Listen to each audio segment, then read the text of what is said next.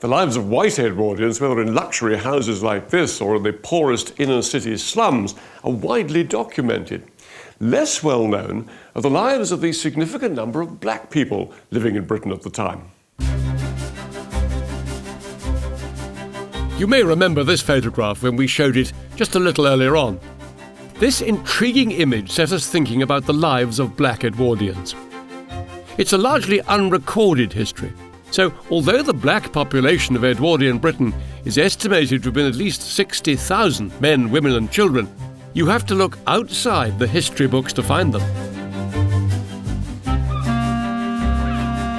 The dockside community of Canning Town in East London has been multiracial since the 19th century. It's home to Stacey Graham, whose family has lived there for over 90 years. Stacey's decided to visit his local library to see what he can find out about his grandfather, who arrived in England in 1914. As you can see, I drew all over it when I was about 4, coming up to 5. And he did ask me, he went, "What's that, boy?" And I said, "It's a submarine, Grandad, don't you know?" And he kind of laughed.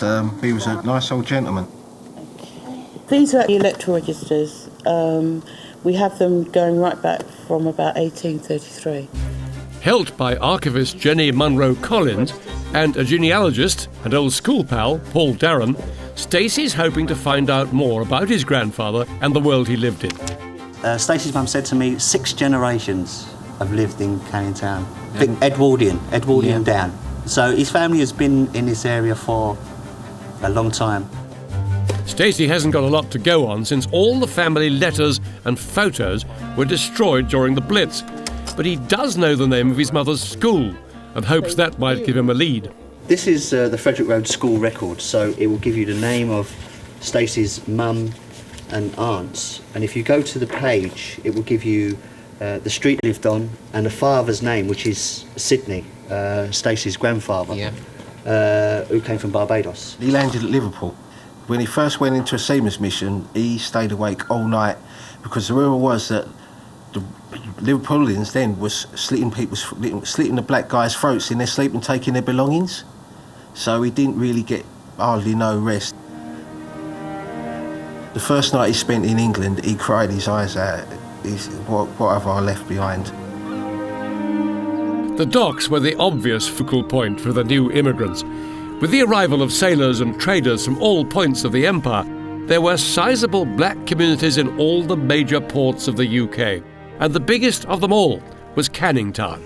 Well, Stacey's granddad arriving at the time he did, he would have been found it very difficult because there would have been a lot of black people there, but a lot of them were disaffected. They were, some of them didn't have anywhere to live. They'd be living rough.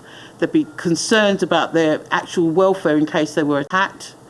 And then to be brave enough to go into an interracial relationship, that in itself had its own problems, both for the men and the women. Viola, that's my aunt. Oh, okay. That's my Aunt Viola. I'm looking for my mum now. There she is, Iris Daisy. Yeah.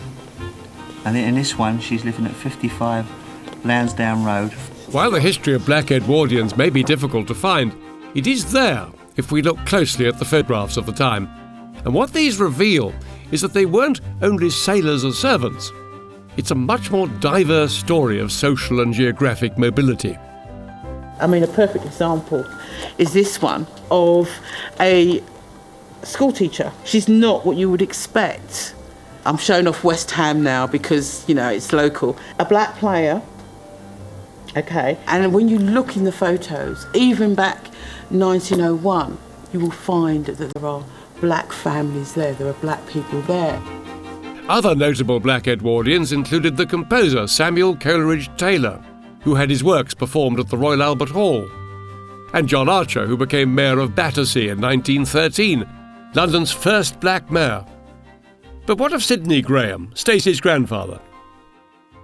There he is, Sidney Graham, living at 24 Crown Street, 1923. My God. Okay, can you see that? There he is, Sidney Graham. Yeah, that's it. Yeah, 24 Crown Street, that's 1923. Thank you very All much. right. Thank you. That's okay. All right, so that's that one. What black Edwardians achieved hardly features in our history books, but the records are there.